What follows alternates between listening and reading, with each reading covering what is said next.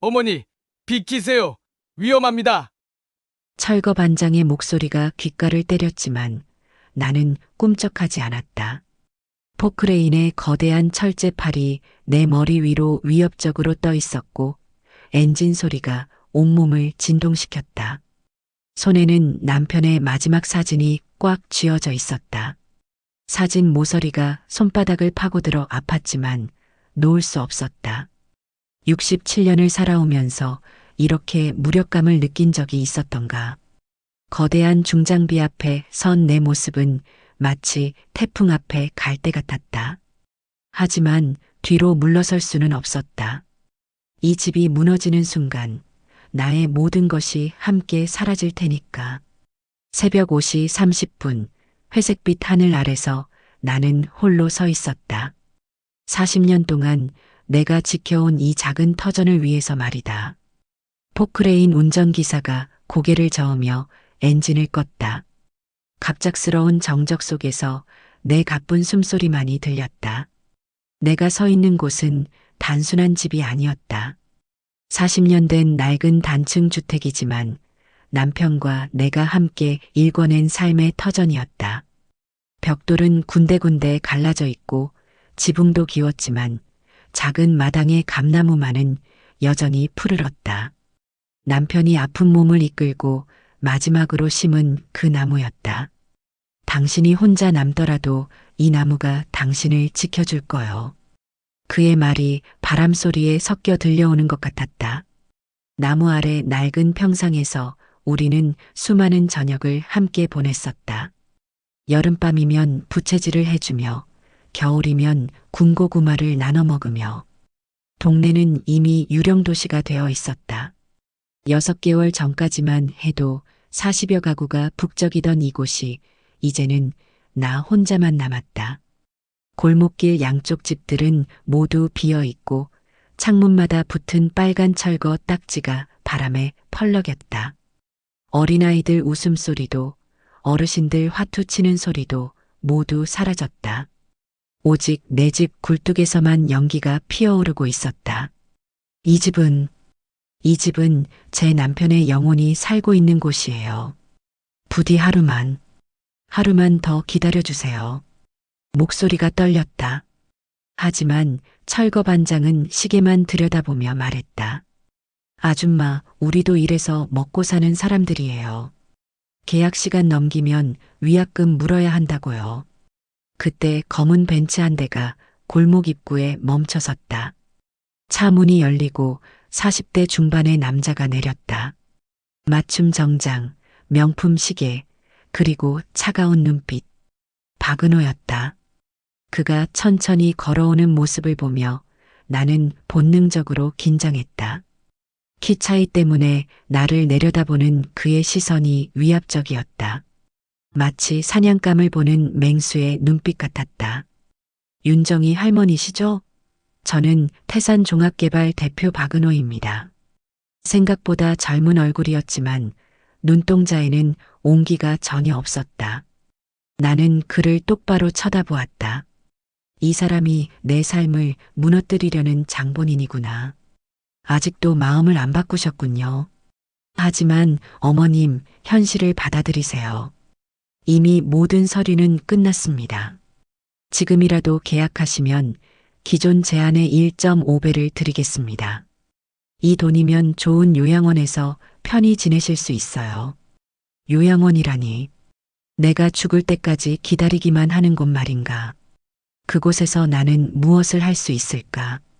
남편과의 추억도, 내가 일궈낸 삶의 흔적도 모두 버리고 말이다. 박은호의 말을 들으며 내 머릿속에는 남편과의 추억이 파노라마처럼 스쳐 지나갔다. 30년 전 이 집에서의 첫 만남, 결혼식 대신 작은 이사잔치, 남편이 마지막으로 병원에서 돌아와 누웠던 그 침실까지. 부엌에 그을린 가스레인지에서는 얼마나 많은 밥을 지었던가. 거실의 낡은 장롱 안에는 아직도 남편의 옷가지가 그대로 걸려 있었다. 침실 벽의 작은 못자국도 우리만의 이야기를 품고 있었다. 그 못에는 남편이 내 생일날 사준 조그만 액자가 걸려 있었다. 이 모든 것이 단순히 낡은 집일 뿐일까? 나에게는 67년 인생의 가장 소중한 30년이 고스란히 녹아있는 시간의 보물창고였다. 젊은 양반, 돈이 전부는 아니에요. 이 집에는 제 인생이 들어있단 말이에요. 30년간 쌓인 모든 감정이 목소리에 담겼다. 자식들의 냉대, 혼자서 견뎌낸 외로움, 그리고 남편을 잃은 절망까지. 감정적으로 접근하시니까 손해보시는 거예요. 비즈니스는 냉정해야 합니다. 비즈니스라고요? 이게 당신에게는 그냥 돈벌이일 뿐이지만 저에게는 삶 전부라고요. 하늘에서 먹구름이 몰려오기 시작했다. 첫 빗방울이 내 뺨에 떨어지자 나는 고개를 들어 하늘을 바라보았다. 마치 남편이 하늘에서 무언가 신호를 보내는 것 같았다. 박은호가 차가운 미소를 지으며 돌아서는 순간 이상한 느낌이 들었다. 그의 눈에 뭔가 다른 감정이 스쳐 지나간 것 같았다. 마치 이 집에서 무언가를 기억해내는 듯한 표정이었다. 그런데 왜일까? 처음 보는 사람인데. 어머님, 마지막으로 한 번만 더 기회를 드리겠습니다. 내일까지 생각해 보세요. 그 후에는 강제 집행에 들어갈 수밖에 없습니다. 그가 떠난 후 나는 혼자 남겨졌다. 빗줄기가 거세어지고 감나무 잎사귀들이 바람에 떨어지기 시작했다. 그 순간 며칠 전 남편의 오래된 서랍에서 발견한 이상한 서류가 떠올랐다. 보험금 수령인 명단에 적힌 낯선 이름. 최은주. 남편이 나에게 숨긴 비밀이 있었던 걸까? 그리고 그 비밀이 지금 이 상황과 관련이 있는 건 아닐까? 비가 점점 세게 내렸다.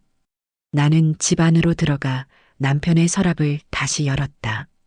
그 서류를 꺼내보며 복잡한 감정에 휩싸였다. 30년을 함께 산 남편에게도 내가 모르는 과거가 있었구나. 그런데 이상했다. 왜 박은호를 보는 순간 묘한 기시감이 들었을까? 그의 뒷모습이 어디선가 본 듯한 느낌이었다. 혹시 이 모든 일이 우연이 아닐까 하는 불길한 예감이 들기 시작했다. 비가 그친 뒤 집안은 더욱 고요했다. 젖은 창문 너머로 보이는 골목길은 완전히 텅 비어 있었고 가로등 불빛만이 무릉덩이에 흔들리고 있었다. 나는 남편의 서랍 앞에 앉아 그 이상한 서류를 다시 들여다보았다. 최은주라는 이름이 적힌 보험금 수령인 명단. 남편은 왜 이런 걸 숨겨두었을까? 30년 전으로 기억을 거슬러 올라가 보았다. 남편 최인호와 처음 만난 건 이 동네 작은 식당에서였다. 그때 나는 29, 시집 못 간 노처녀라는 소리를 듣던 나이였다. 인호는 33의 성실한 택시기사였다. 매일 새벽 5시에 나와 국밥 한 그릇을 먹고 차고로 향하던 그였다. 아가씨, 오늘도 국물이 끝내주네요. 그의 첫마디였다. 수줍은 미소와 함께 건넨 그 말이 내 마음을 두드렸다. 그 후로 6개월 동안 매일 같은 시간에 와서 같은 자리에 앉았다. 우리는 자연스럽게 가까워졌고 결혼을 약속했다. 웃음이 나왔다.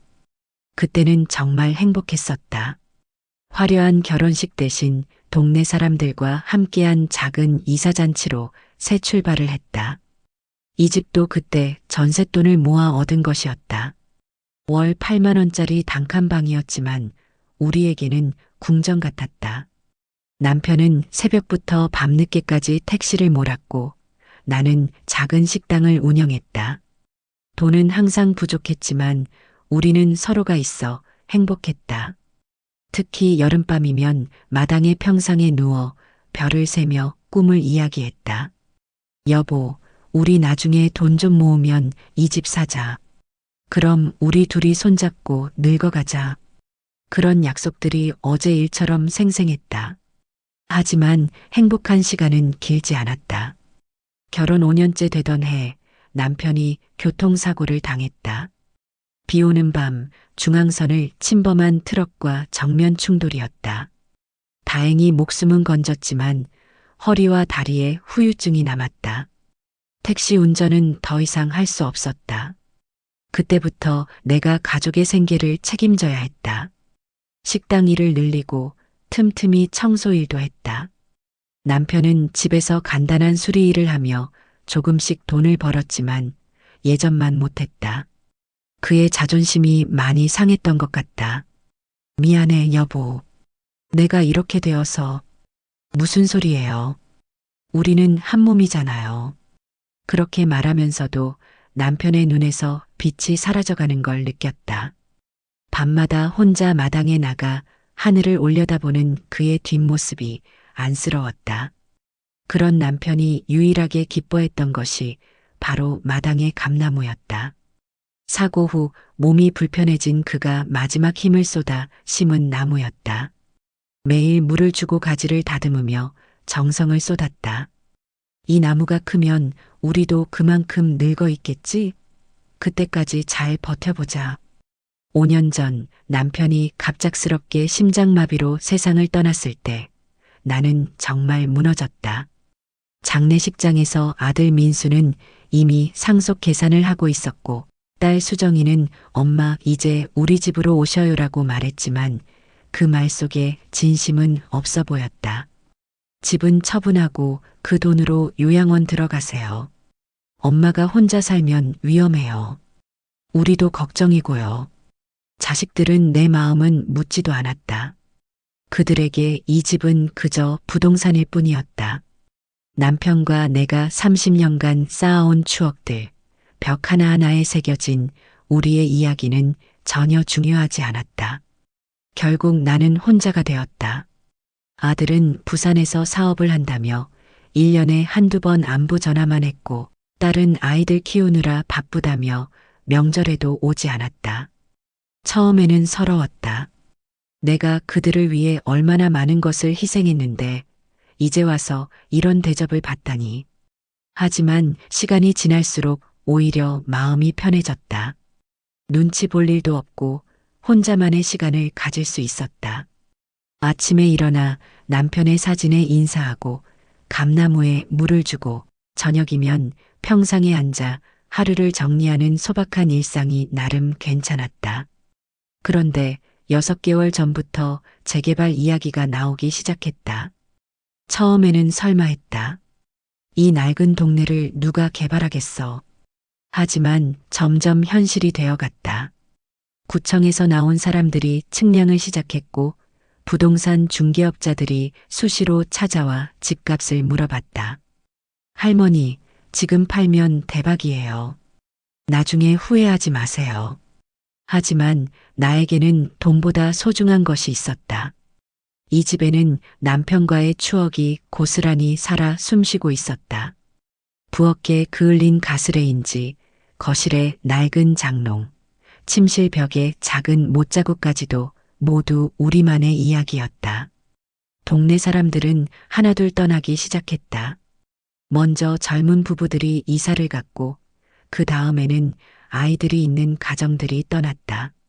마지막에는 나처럼 오래 산 어르신들도 자식들의 설득에 못 이겨 짐을 쌌다. 정희야, 우리도 이제 갈 때가 된 것 같아. 옆집 할머니가 이사 가던 날 말했다. 아들이 요양원 자리 봐놨다는데 거기서 만나자. 하지만 나는 끝까지 버티기로 했다. 남편 없이 혼자 사는 것도 서러운데 이 집마저 잃으면 정말 아무것도 남지 않을 것 같았다. 그런데 오늘 박은호를 만나면서 이상한 느낌이 들었다. 그의 차가운 눈빛 뒤에 뭔가 다른 감정이 숨어 있는 것 같았다. 그리고 남편이 숨겨둔 이 서류. 최은주라는 이름이 계속 마음에 걸렸다. 혹시 남편에게 내가 모르는 과거가 있었던 걸까? 30년을 함께 살았지만 사람은 누구나 비밀 하나쯤은 가지고 산다는 말이 있지 않나? 하지만 이 비밀이 지금 상황과 관련이 있다면? 창밖으로 고양이 한 마리가 지나갔다. 예전에는 이 골목에 고양이들이 많았는데 이제는 이 아이 하나만 남았다. 나처럼 홀로 남겨진 채로. 문득 그 고양이가 나 자신 같아 보였다. 며칠이 지났지만 박은호는 다시 나타나지 않았다. 하지만 그의 압박은 다른 방식으로 계속되었다. 먼저 전기가 끊어졌다. 한전에서는 재개발 구역이라 안전상 차단했다고 했지만 누가 봐도 의도적이었다. 그 다음에는 상하수도가 막혔다. 수도공사 직원은 낡은 배관이 터져서 수리 불가라고 했지만 하필 내 집만 그런 일이 일어날 리 없었다. 어둠 속에서 촛불을 켜고 앉아 있으니 정말 무력감이 들었다. 핸드폰 배터리도 얼마 남지 않았고 물은 페트병에 받아놓은 것으로 버텨야 했다. 이런 식으로 나를 지치게 만들어 포기하게 하려는 속셈이 뻔했다. 그런데 이상했다. 왜 나만 이렇게 집요하게 쫓아내려 할까? 다른 집들은 그냥 보상금 주고 깔끔하게 정리했는데 유독 내 집만 이런 식으로 괴롭혔다. 뭔가 다른 이유가 있는 것 같았다. 사흘째 되는 날 동네 이장인 정석훈 어르신이 찾아왔다. 70대 중반의 그는 이 동네에서 가장 존경받는 어른이었다. 재개발 반대 운동을 주도하던 분이기도 했다. 정희야, 어떻게 지내고 있어? 이장님, 이렇게 찾아와 주시니 고맙습니다. 하지만 그의 표정이 평소와 달랐다. 뭔가 고민이 깊어 보였고 말을 꺼내기를 주저했다. 정희야, 사실은 할 말이 있어서 왔어. 네, 말씀하세요.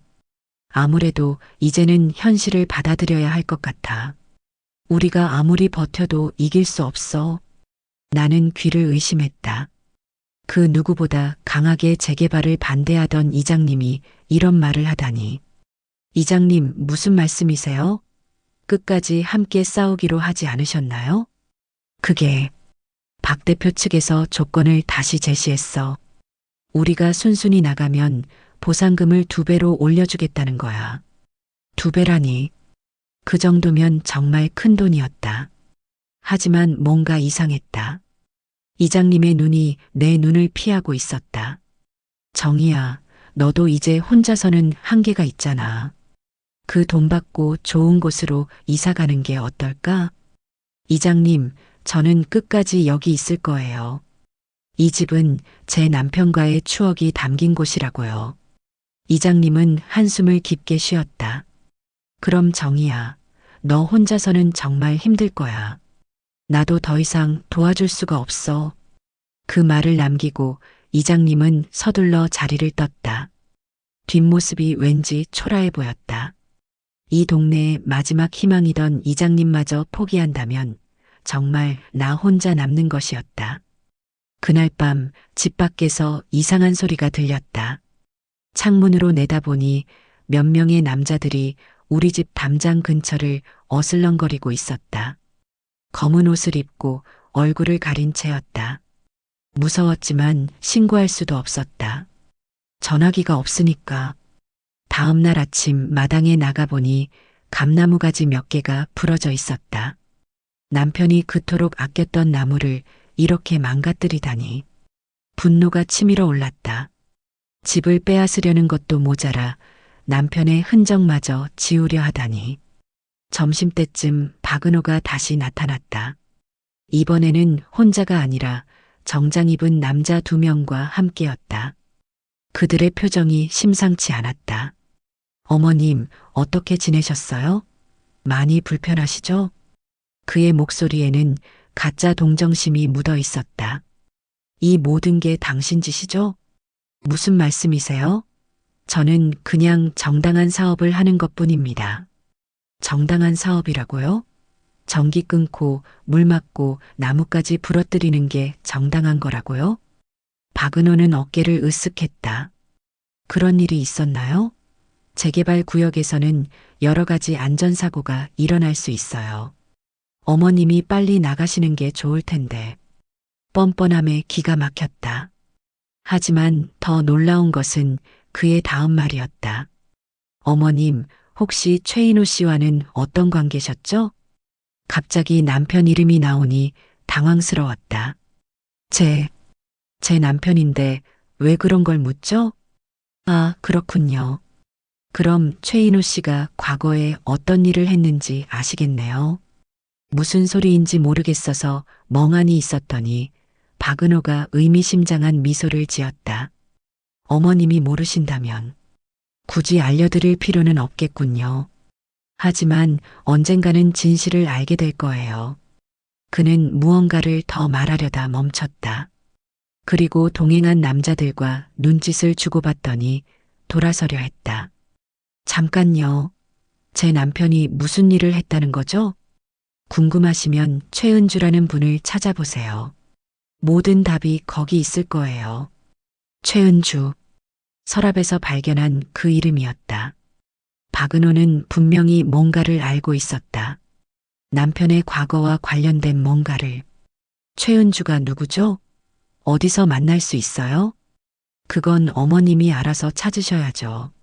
저는 그냥 힌트만 드린 거니까. 박은호 일행이 떠난 후 나는 완전히 혼란스러웠다. 남편에게 정말 숨겨진 과거가 있었던 걸까? 그리고 그것이 지금 상황과 어떤 관련이 있는 걸까? 저녁이 되자 동네는 더욱 을씨년스러웠다. 가로등도 몇 개가 나가 있어서 골목이 어둠에 잠겨 있었다. 혼자 촛불 켜놓고 앉아 있으니 정말 세상에서 버려진 기분이었다. 그때 집 앞에서 발소리가 들렸다. 누군가 조심스럽게 다가오고 있었다. 혹시 또 박은호 사람들인가 싶어 겁이 났다. 하지만 문을 두드리는 소리는 생각보다 부드러웠다. 혹시 윤정희님 계세요? 여자 목소리였다. 젊은 여자의 목소리. 누구세요? 저는 최은주라고 합니다. 심장이 멈추는 것 같았다. 바로 그 이름이었다. 남편의 서류에 적혀 있던, 그리고 박은호가 언급한 바로 그 이름. 문을 열어야 할까 말아야 할까? 한참을 망설이다가 용기를 내어 문고리를 돌렸다. 밖에는 40대 초반으로 보이는 여자가 서 있었다. 깔끔한 옷차림에 따뜻해 보이는 눈빛이었다.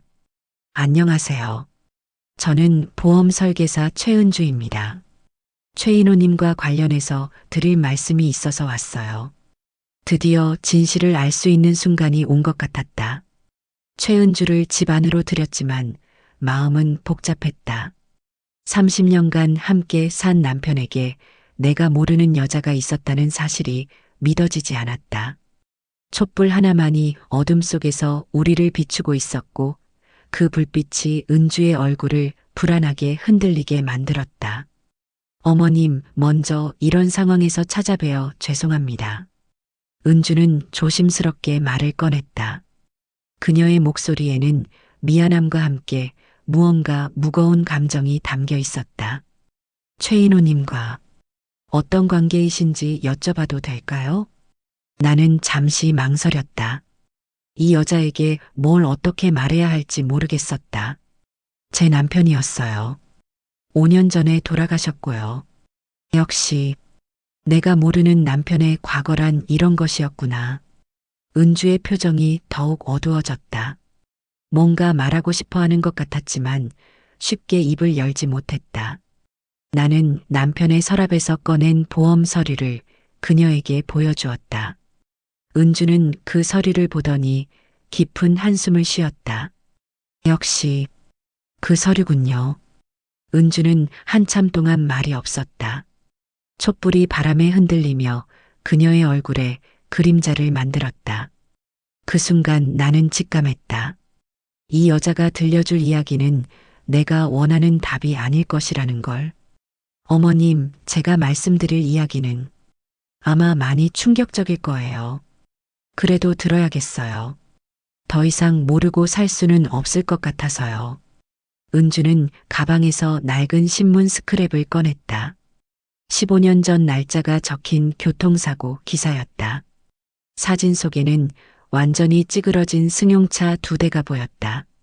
15년 전 제 남편이 이 사고로 세상을 떠났어요. 나는 그 신문을 받아들고 자세히 들여다보았다. 기사 내용을 읽어가면서 온몸이 차가워지는 걸 느꼈다. 사고가의 차량 운전자 이름에 최인호 당시 48세라고 적혀 있었다. 세상이 무너지는 것 같았다. 남편이 다른 사람을 죽였다고? 그것도 이 젊은 여자의 남편을?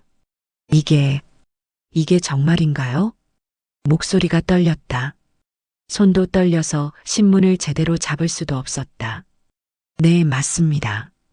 그날 밤 제 남편 김동욱은 회사 야근을 마치고 집으로 돌아오는 길이었어요. 신호대기 중이었는데 최인호 씨 차량이 중앙선을 넘어와서 은주의 목소리도 점점 작아졌다. 15년이 지났지만 그 상처는 아직도 아물지 않은 것 같았다. 나는 머리가 어지러웠다. 남편이 교통사고를 당했다는 건 알고 있었지만 다른 사람을 죽인 가해자였다는 건 처음 듣는 이야기였다. 왜 나에게 말하지 않았을까?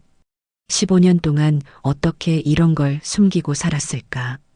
그때 남편분이 많이 다치셨나요? 즉사였어요. 그 두 마디가 내 가슴을 찔렀다. 즉사? 한순간에 모든 게 끝나버린 것이다. 한 가정의 가장이, 누군가의 남편이, 아마도 아이들의 아버지가. 아이들은 있으셨나요? 딸 하나 있었어요. 그때 겨우 5살이었는데 지금은 20살이 됐어요. 5살의 아버지를 잃은 아이. 그 아이가 어떻게 자랐을지 생각하니 마음이 아팠다. 그리고 동시에 미안함과 죄책감이 밀려왔다. 내 남편 때문에 그런 일이 일어났다니. 그런데 보험금은 왜? 최인호 씨가 합의금을 지급하기로 했었어요. 하지만 사고 후유증 때문에 일을 못하게 되시면서 경제적으로 어려워지셨죠. 그래서 보험금으로 대신하기로 약속하셨던 거예요. 그제야 모든 퍼즐이 맞춰졌다. 남편이 사고 후 왜 그렇게 우울해했는지, 왜 밤마다 혼자 마당에 나가 하늘을 바라봤는지, 왜 자책하며 살았는지 이제야 알 것 같았다. 남편은 나에게 진실을 말할 수 없었던 것이다. 가뜩이나 경제적으로 어려운 상황에서 자신이 누군가를 죽였다는 사실까지 말하면 나까지 무너질까봐 두려웠던 것 같았다. 그런데 보험금은 받으셨나요? 아니요. 최인호 씨가 돌아가신 후에 연락이 끊어졌어요. 보험회사에서도 수령인 변경 서류가 없다며 지급을 거부했고요. 그래서 은주가 나를 찾아온 것이었다. 15년 전의 약속을 지키기 위해서. 저도 복수를 생각 안 한 건 아니지만 5살 딸아이를 보니 그건 못할 짓 같았어요. 그래서 지금이라도 괜찮다며 말씀을 전해드리려 이렇게 온 거예요. 그 순간 촛불이 바람에 꺼져버렸다. 어둠 속에서 우리는 서로의 손을 잡았다. 15년 전 비극으로 얽힌 두 여자가 이제는 서로를 위로하고 있었다. 밖에서는 다시 발소리가 들렸다. 이번에는 여러 명인 것 같았다. 아마 박은호의 사람들이 또 나타난 모양이었다. 하지만 이제는 혼자가 아니었다. 나에게는 동지가 생겼다. 그날 밤 은주는 내 집에서 함께 밤을 새웠다. 전기가 없어 촛불에 의존해야 했지만 오랜만에 혼자가 아니라는 사실이 위안이 되었다. 15년 전에 비극으로 시작된 인연이지만 이상하게도 그녀와 함께 있으니 마음이 편했다. 새벽이 되자 은주는 자신의 이야기를 더 자세히 들려주었다. 남편을 잃은 후 어떻게 혼자 딸을 키웠는지, 얼마나 힘들었는지, 그리고 어떻게 복수심을 내려놓게 되었는지. 그녀의 이야기를 듣다 보니 내 마음도 조금씩 정리되는 것 같았다. 은주는 보험 설계사로 일하면서 많은 사람들의 아픔을 봐왔다고 했다. 갑작스러운 사고로 가족을 잃은 사람들, 병으로 쓰러진 가장들, 노후 준비도 못한 채 홀로 남겨진 노인들. 그런 사람들을 도우면서 자신의 상처도 조금씩 치유해 왔다는 것이다. 어머님, 저도 처음에는 정말 많이 원망했어요. 왜 하필 우리 남편이었을까? 왜 그날 밤이었을까? 당연히 그러셨을 거예요. 저라도 그랬을 것 같아요. 은주는 가방에서 딸의 사진을 꺼내 보여주었다. 20살의 예쁜 아가씨였다. 아버지를 닮았는지 눈웃음이 선했다. 이 아이 때문에 견딜 수 있었어요. 복수에만 빠져 있으면 이 아이까지 불행해질 것 같았거든요. 나는 그 사진을 보며 마음이 뭉클했다. 5살의 아버지를 잃었지만 이렇게 밝게 자란 아이를 보니 은주가 얼마나 잘 키웠는지 알 수 있었다. 아침이 되자 은주는 박은호에 대해 더 자세한 정보를 알려주었다. 그녀가 몇 년 전부터 박은호의 사업 방식을 지켜봐 왔다는 것이었다. 직접적인 연관은 없지만 그가 주로 노인들이 사는 재개발 지역을 노려 불법적인 방법을 써가며 사업을 진행한다는 것을 알게 되었다고 했다. 어머님, 박은호는 정말 악랄한 사람이에요. 은주의 목소리에 분노가 섞여 있었다. 약자들만 골라서 괴롭히는 게 그 사람의 수법이거든요. 은주는 박은호가 과거에 벌인 다른 재개발 사업들의 사례를 들려주었다. 모두 비슷한 패턴이었다. 노인들이 많이 사는 지역을 노려서 각종 압박과 회유로 내쫓은 다음 헐값에 땅을 사들여 큰 이익을 남기는 것이었다. 특히 충격적인 것은 작년에 있었던 일이었다. 서울 외곽의 한 동네에서 80대 할머니가 재개발 압박을 견디지 못하고 스스로 목숨을 끊었다는 것이었다. 그 사건도 박은호의 회사가 관련되어 있었지만 교묘하게 법적 책임을 피해갔다고 했다. 그 할머니 이야기를 들었을 때 정말 화가 났어요. 그래서 박은호에 대해 더 자세히 알아보게 된 거죠. 은주는 박은호의 불법 행위들을 입증할 수 있는 자료들을 수집해왔다고 했다. 주민 동의율 조작, 환경영향평가 부실, 보상기준 미달 등의 증거들이었다. 그런데 은주가 들려준 다음 이야기는 정말 충격적이었다. 박은호가 이번 재개발을 위해 동네 이장인 정석훈을 매수했다는 것이었다. 이장님이 갑자기 태도를 바꾼 이유가 그거였어요. 며칠 전 나를 찾아와 포기하라고 했던 이장님의 모습이 떠올랐다. 그때 왜 그렇게 눈을 피했는지, 왜 그렇게 서둘러 자리를 떴는지 이제야 이해가 되었다. 은주는 이장이 박은호로부터 거액의 돈을 받고 주민들을 설득해 재개발에 동의하도록 만들었다고 했다.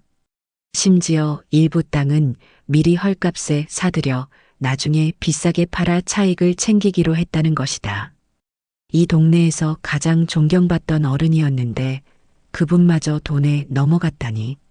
사람에 대한 믿음이 또 한 번 무너지는 기분이었다. 하지만 동시에 분노가 치밀어 올랐다. 나 같은 약한 노인을 속이고 이용한 것도 모자라 동네의 원로까지 매수했다니. 은주는 이런 증거들을 모아서 법적 대응을 할 수 있다고 했다. 또한 언론의 제보에서 박은호의 불법 행위를 세상에 알릴 수도 있다고 했다. 하지만 이 모든 일이 쉽지는 않을 거예요. 박은호는 돈과 권력이 있는 사람이니까요. 그래도 은주는 포기하지 말자고 했다. 혼자서는 불가능하지만 둘이 함께라면 할 수 있을 것이라고 했다. 나는 은주를 보며 신기했다. 15년 전 내 남편 때문에 남편을 잃은 여자가 이제는 나를 도우려 하다니. 원래라면 나를 원망하고 미워해야 할 사람인데 오히려 나의 가장 큰 조력자가 되어 주었다. 은주야, 왜 나를 도와주는 거야? 어머님, 복수는 복수를 낳을 뿐이에요. 그리고 박은호 같은 사람들의 횡포를 그냥 두고 볼 수는 없어요. 은주는 변호사 친구도 소개해 주겠다고 했다. 재개발 관련 소송을 전문으로 하는 사람이라고 했다. 점점 희망이 보이기 시작했다. 점심때쯤 박은호가 또 나타났다. 이번에는 경찰까지 데리고 왔다. 강제 퇴거 명령서를 들고 온 것이었다. 윤정이 할머니, 이제 더 이상 버티실 수 없어요. 법원 명령입니다. 하지만 은주가 나섰다. 그녀는 박은호에게 준비해온 서류들을 보여주며 이 재개발의 불법성을 지적했다. 박은호의 표정이 순간 굳어졌다. 당신이 누구기에 이런 걸 들고 나와요? 저는 최은주입니다. 그리고 이 어머님을 도울 권리가 있어요. 박은호는 은주를 찬찬히 들여다보더니 비웃듯 말했다. 아, 최은주. 그 이름 어디서 들어본 것 같은데요. 그의 말투에서 뭔가 이상한 느낌이 들었다. 마치 은주에 대해 뭔가 알고 있다는 듯한 표정이었다. 혹시 15년 전 김동욱 씨와 관련이 있는 분인가요? 은주의 얼굴이 창백해졌다. 어떻게 그걸? 흥미롭네요. 피해자 가족이 가해자 가족을 도와주다니. 박은호가 차가운 웃음을 지었다. 하지만 그런다고 해서 제 계획이 바뀌지는 않습니다. 당신의 불법 행위들이 모두 드러날 거예요. 그럼 기다려보죠. 누가 이기는지 말이에요. 그날 박은호는 아무 말 없이 돌아갔다. 하지만 그의 표정에서 이 일이 쉽게 끝나지 않을 것임을 느낄 수 있었다. 특히 은주에 대해 뭔가 알고 있다는 듯한 그의 반응이 불안했다. 은주도 박은호가 자신에 대해 알고 있다는 사실에 당황한 기색이었다. 과연 박은호는 우리에 대해 얼마나 많은 것을 알고 있을까? 그리고 그가 다음에 내놓을 카드는 무엇일까? 밤이 되어도 잠이 오지 않았다. 뭔가 더 큰 위기가 다가오고 있다는 예감이 들었다. 박은호가 떠난 후 며칠 동안은 조용했다. 하지만 이상하게도 마음이 편하지 않았다. 15년 동안 복수를 꿈꿔온 사람이 이렇게 쉽게 포기할 리 없다는 생각이 들었다. 은주도 같은 생각이었는지 계속 조심하라고 당부했다. 은주는 매일 저녁이면 내 집을 찾아왔다. 그녀가 가져온 전기랜턴 덕분에 촛불 없이도 밤을 보낼 수 있게 되었다. 또한 휴대용 가스버너와 생수, 간단한 식료품들도 가져다 주었다. 오랜만에 따뜻한 밥을 먹을 수 있었다. 무엇보다 혼자가 아니라는 사실이 가장 큰 위안이었다. 지난 몇 달 동안 완전히 고립되어 있었는데 이제는 내 편이 되어줄 사람이 생긴 것이다. 그것도 15년 전 남편 때문에 상처받은 그 여자가. 은주는 변호사 친구가 있다고 했다. 김민재라는 이름의 40대 중반 남자였다. 재개발 관련 소송을 전문으로 하는 변호사라고 했다. 은주의 소개로 그를 만나게 되었다. 김 변호사는 생각보다 젊어 보이는 사람이었다. 안경을 쓴 학자 같은 인상이었지만 말하는 것을 보니 재개발 관련 법규에 대해서는 전문가였다. 어머님, 이 재개발 사업에는 정말 문제가 많습니다. 그는 은주가 준비한 서류들을 꼼꼼히 검토한 후 말했다. 우선 주민 동의율이 법정 기준에 미달입니다. 또한 보상 기준도 시가보다 현저히 낮고요. 김 변호사의 설명을 들어보니 희망이 보였다. 박은호가 아무리 돈과 권력이 있어도 법을 어길 수는 없는 것이었다. 우리에게도 승산이 있다는 뜻이었다. 더욱 놀라운 것은 김 변호사가 무료로 도와주겠다고 한 것이었다. 그 이유를 물어보니 자신도 어린 시절 재개발로 인해 집을 잃은 경험이 있다고 했다. 그때의 아픔을 기억하기 때문에 같은 처지의 사람들을 돕고 싶다는 것이었다. 세상에는 정말 착한 사람들이 있다는 생각이 들었다. 은주도 그렇고 김 변호사도 그렇고 내가 혼자 힘으로는 절대 만날 수 없었을 사람들이었다. 김 변호사는 법적 대응 외에도 언론의 힘을 빌려야 한다고 했다. 요즘은 SNS의 영향력이 크기 때문에 여론의 관심을 끌면 상황이 달라질 수 있다는 것이었다. 은주가 그 일을 맡아서 해주겠다고 했다. 그녀는 의외로 컴퓨터와 인터넷을 잘 다뤘다. 보험 일을 하면서 자연스럽게 익혔다고 했다. 며칠 후 은주가 들뜬 표정으로 찾아왔다. 손에는 노트북을 들고 있었다. 어머님, 큰일 났어요. 좋은 쪽으로요. 은주는 노트북 화면을 보여주었다. 인터넷 기사가 떠 있었다. 67세 할머니의 외로운 싸움, 재개발 업체의 횡포 고발이라는 제목이었다. 기사를 읽어보니 우리 상황이 자세히 나와 있었다. 박은호의 불법적인 재개발 방식, 이장을 매수한 일, 그리고 나 혼자 남아 집을 지키려는 이야기까지. 사진도 몇 장 들어가 있었다. 포크레인 앞에 선 내 모습과 허물어져가는 동네의 모습들이었다. 이 기사가 벌써 수천 명이 봤어요. 댓글도 엄청 많이 달렸고요. 댓글들을 읽어보니 대부분 나를 응원하는 내용이었다. 할머니 힘내세요. 박은호 같은 놈들 때문에 서민들이 고생한다. 끝까지 버티시길 바랍니다. 같은 글들이 가득했다. 처음에는 인터넷이라는 게 무서웠다. 모르는 사람들이 내 이야기를 본다는 게 부담스러웠다. 하지만 이렇게 많은 사람들이 응원해준다는 걸 알고 나니 힘이 났다. 며칠 사이에 상황이 급변했다. 언론에서 연락이 오기 시작했다. 신문사, 방송국에서 인터뷰 요청이 들어왔다. 처음에는 어떻게 해야 할지 몰라서 당황했지만 은주와 김 변호사가 도와주었다. 첫 번째 텔레비전 인터뷰는 정말 떨렸다. 평생 카메라 앞에 서본 적이 없었는데 갑자기 전국에 내 얼굴이 나간다니. 하지만 기자가 친절하게 질문해 주어서 마음을 편하게 가지고 내 이야기를 할 수 있었다. 어머님께서 이 집을 지키려는 이유가 무엇인가요? 이 집에는 돌아가신 남편과의 30년 추억이 다 들어있어요. 이걸 잃으면 저는 정말 아무것도 남지 않을 것 같아서요. 인터뷰가 방송된 후 반응이 폭발적이었다. 시청자들로부터 전화와 편지가 쏟아졌다. 직접 찾아와서 응원해주는 사람들도 있었다. 멀리 부산에서 올라온 할머니도 계셨다. 나도 비슷한 일을 겪어봐서 마음이 아프다며 용돈을 주고 가신 분도 계셨다. 그런데 더욱 놀라운 일이 일어났다. 예전에 이 동네에 살았던 사람들이 하나둘 모여들기 시작한 것이었다. 재개발 때문에 떠났지만 마음 한편으로는 아쉬워했던 사람들이었다. 이웃집에 살았던 박 할머니도 오셨다. 요양원에 들어가셨다는 소식만 들었는데 뉴스를 보고 찾아오신 것이었다. 정희야, 혼자서 이런 고생을 하고 있었구나.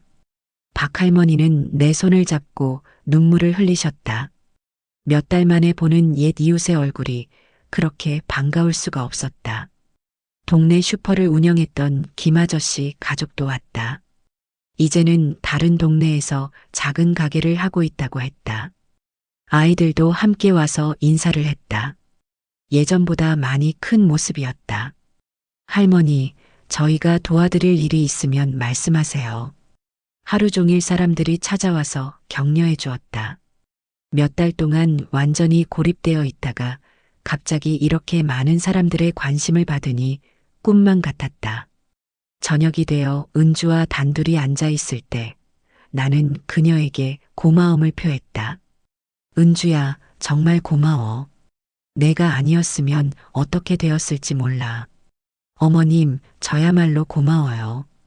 15년 동안 마음에 품고 있던 응어리가 풀린 것 같아요. 하지만 은주의 표정에는 여전히 걱정이 서려 있었다. 어머님, 박은호가 이런 상황을 그냥 두고 볼 리 없어요. 분명히 뭔가 다른 수를 쓸 거예요. 그래도 이제는 혼자가 아니잖아. 무슨 일이 있어도 함께 이겨낼 수 있을 거야. 그날 밤 꿈에서 남편을 만났다. 그는 마당의 감나무 아래에서 환하게 웃고 있었다. 여보, 잘 버텨주고 있구나. 이제 혼자가 아니니까 걱정 마라. 꿈에서 깨고 나니 마음이 한결 가벼웠다. 남편도 하늘에서 나를 응원하고 있다는 생각이 들었다. 그리고 이제는 정말 혼자가 아니었다. 은주, 김 변호사, 그리고 수많은 사람들이 내 편이 되어주고 있었다. 하지만 은주의 우려가 현실이 되는 데는 오래 걸리지 않았다. 다음 날 아침 집 앞에 검은 승용차 몇 대가 나타났다. 박은호가 이번에는 정말 큰 그림을 들고 온 것 같았다.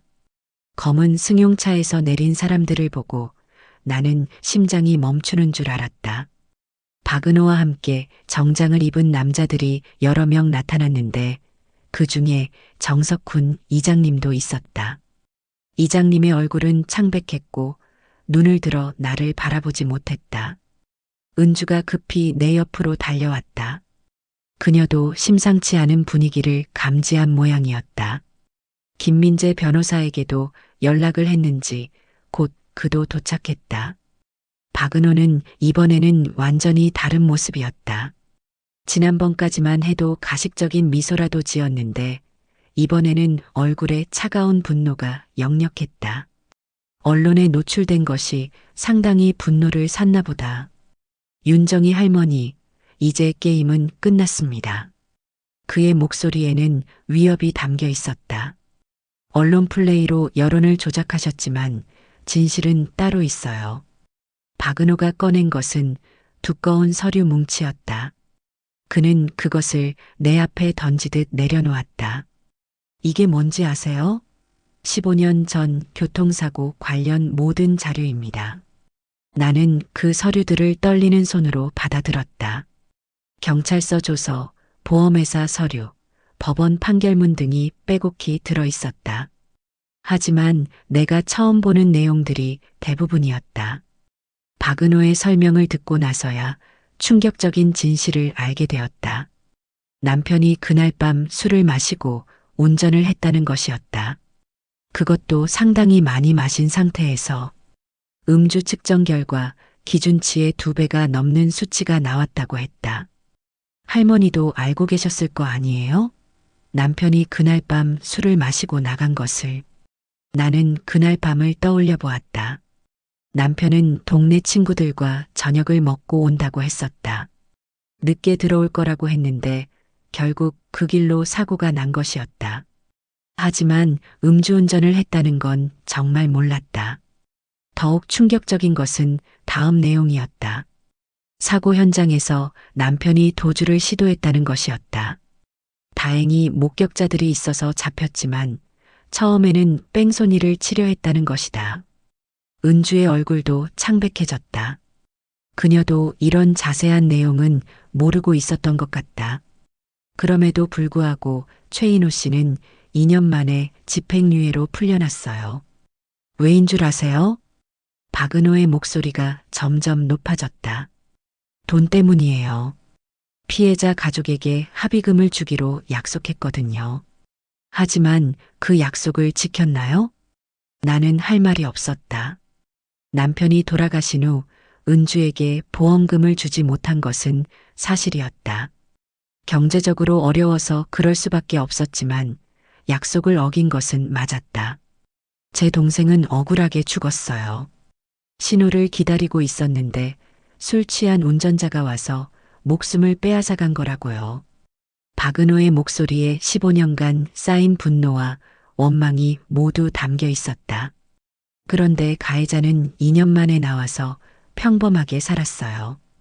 피해자 가족에게 준다던 돈도 안 주고 말이에요. 그런데 이때 정석훈 이장님이 조심스럽게 입을 열었다.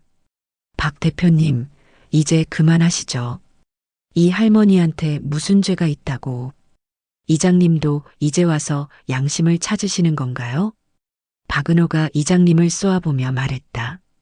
그럼 이장님께서 그동안 받으신 돈은 어떻게 설명하실 건가요? 이장님의 얼굴이 더욱 창백해졌다. 박은호는 계속해서 폭로했다. 정석훈 이장은 저에게서 3억을 받고 주민들을 설득해서 재개발에 동의하도록 만들었습니다. 게다가 일부 토지는 미리 헐값에 사서 차익을 챙기기로 했고요. 주변에 모여든 사람들이 웅성거리기 시작했다. 언론에서 온 기자들도 이 장면을 놓치지 않고 촬영하고 있었다. 이장님, 이게 사실인가요? 김민재 변호사가 물었다. 이장님은 한참 동안 말이 없다가 고개를 숙였다. 죄송합니다. 제가 잘못했습니다. 그 순간 나는 완전히 무너지는 기분이었다. 남편의 숨겨진 과거, 믿었던 이장님의 배신, 모든 게 한꺼번에 무너져 내렸다. 하지만 박은호는 여기서 멈추지 않았다. 그가 꺼낸 마지막 카드는 정말 충격적이었다. 사실 저는 그냥 남의 일로 여길 수도 있었어요. 하지만 그럴 수 없는 이유가 있었습니다. 박은호가 가방에서 꺼낸 것은 오래된 가족 사진이었다. 어린 두 형제가 부모와 함께 찍은 사진이었다. 이 사진의 어린아이가 바로 저예요. 그리고 형이 김동욱입니다. 은주가 비명을 질렀다. 그럼 당신이? 네, 맞습니다. 저는 김동욱의 친동생 김은호입니다. 박은호는 제가 사업을 시작하면서 쓰는 이름이고요. 세상이 뒤바뀌는 것 같았다. 박은호가 은주의 시동생이라니. 그럼 지금까지 은주도 모르고 있었다는 말인가? 은주는 완전히 당황한 채로 박은호, 아니 김은호를 바라보았다. 은호야, 너였구나. 형수님, 오랜만이에요. 김은호의 목소리에는 복잡한 감정이 섞여 있었다. 15년 전 형 장례식 이후로 연락을 끊으셨죠. 저는 그때부터 줄곧 찾고 있었어요. 왜 이런 식으로? 형수님이 가해자 편을 든다는 걸 알고는 더욱 화가 났어요. 형의 복수를 포기하고 오히려 원수를 도와주다니. 은주는 눈물을 흘리며 말했다. 은호야, 복수로는 아무것도 해결되지 않아. 내 형도 그걸 원하지 않을 거야. 그건 형수님이 결정할 일이 아니에요. 저는 제 방식으로 형의 한을 풀어드릴 겁니다.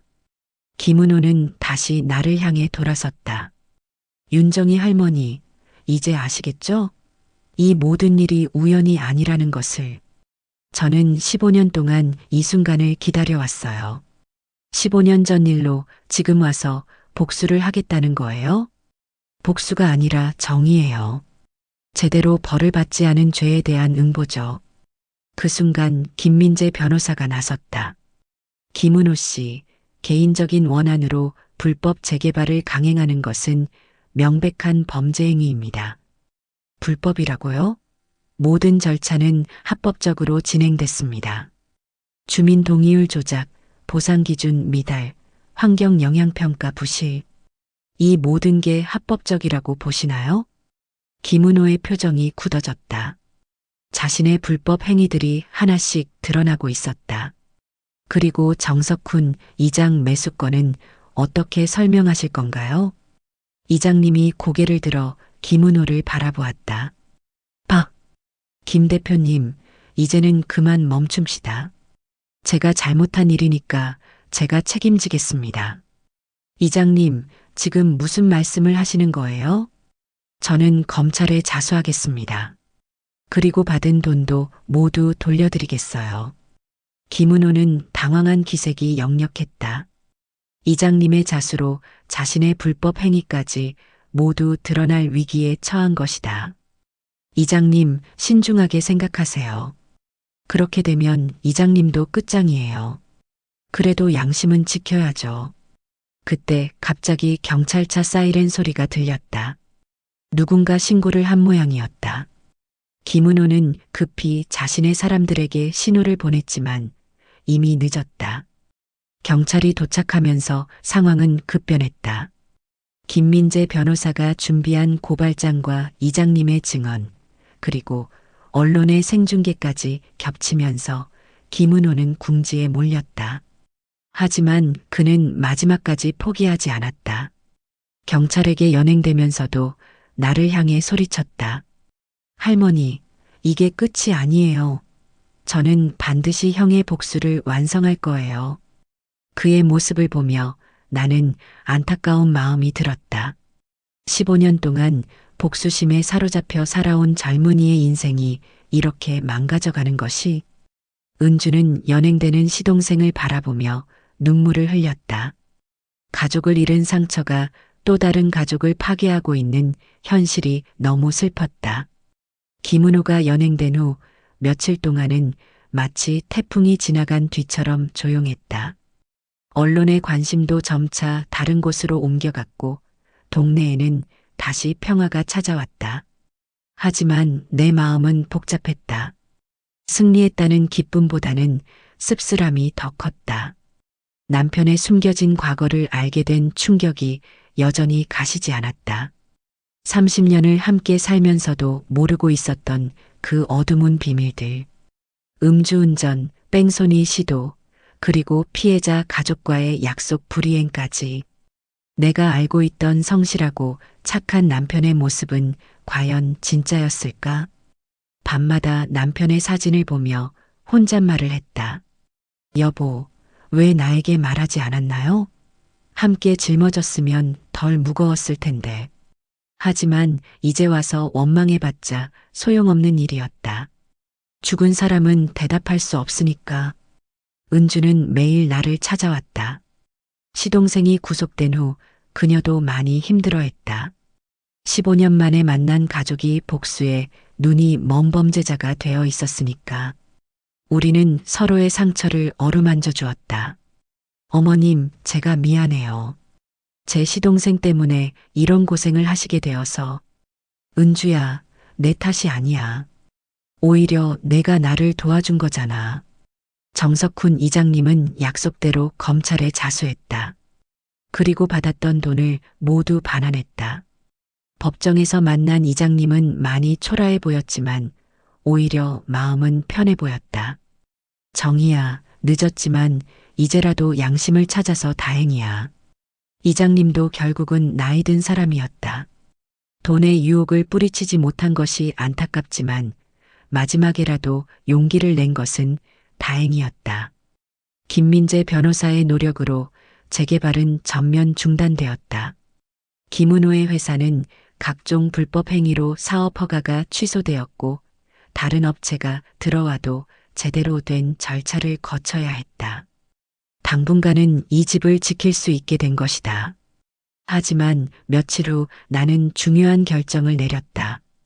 이 집을 지키는 것이 정말 옳은 일인지 깊이 생각해 본 결과였다.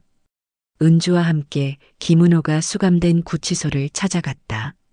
그는 많이 야위어 있었지만 여전히 눈빛만은 차가웠다. 뭐하러 오셨어요? 동정받으러 온 건 아니죠? 은호야, 형수가 왔는데 그런 말을 하는 거야? 은주가 안타까운 표정으로 말했다. 하지만 김은호는 여전히 마음의 문을 열지 않았다. 15년 동안 형의 복수를 꿈꿔왔는데 그게 이렇게 끝나다니. 나는 그에게 한 통의 편지를 건넸다. 남편이 생전에 쓴 편지였다. 서랍 깊숙한 곳에서 찾은 것이었다. 이건 제 남편이 쓴 편지예요. 아마 당신 형에게 보내려던 것 같아요. 김은호는 처음에는 받으려 하지 않았지만 은주의 설득으로 결국 받아들었다. 편지를 읽는 그의 얼굴이 점점 변해갔다. 편지에는 남편의 진심이 담겨 있었다. 사고에 대한 깊은 후회와 자책, 그리고 피해자, 가족에 대한 미안함이 절절하게 적혀 있었다.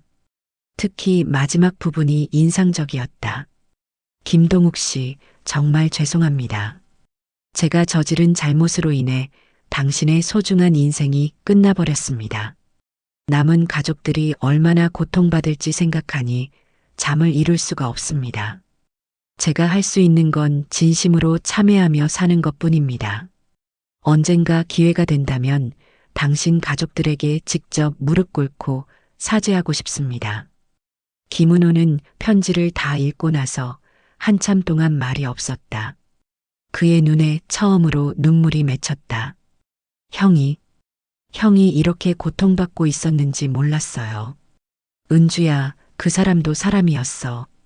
잘못을 저지르고 후회하며 살았던 그냥 평범한 사람이었다고. 은주가 동생의 손을 잡았다. 은호야, 이제 그만 놓아줘. 형도 그걸 원할 거야. 그날 구치소를 나오면서 나는 은주에게 내 결정을 말했다.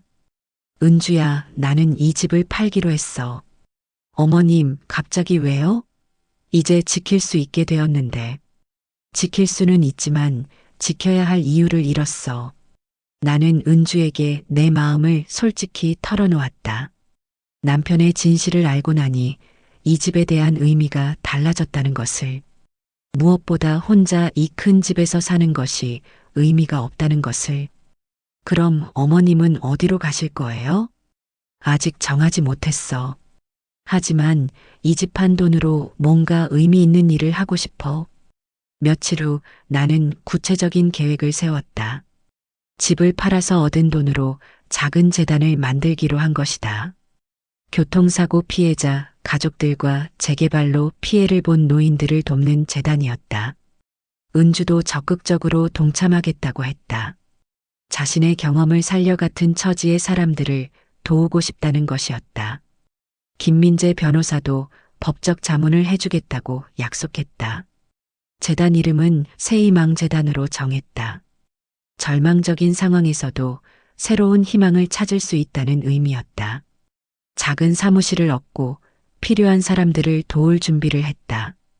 재단 개소식 날 예상보다 많은 사람들이 찾아왔다. 언론에서도 관심을 보였고 기부하겠다는 사람들도 나타났다. 무엇보다 김은호가 석방되어 찾아온 것이 놀라웠다. 할머니, 제가 저질렀던 일들을 사죄드리러 왔어요. 그는 내 앞에서 깊숙이 고개를 숙였다. 그리고 이 재단 일을 도와드리고 싶어요. 제가 할 수 있는 일이 있다면 뭐든지 하겠습니다. 은호야, 정말 마음을 바꾼 거야? 네, 형수님.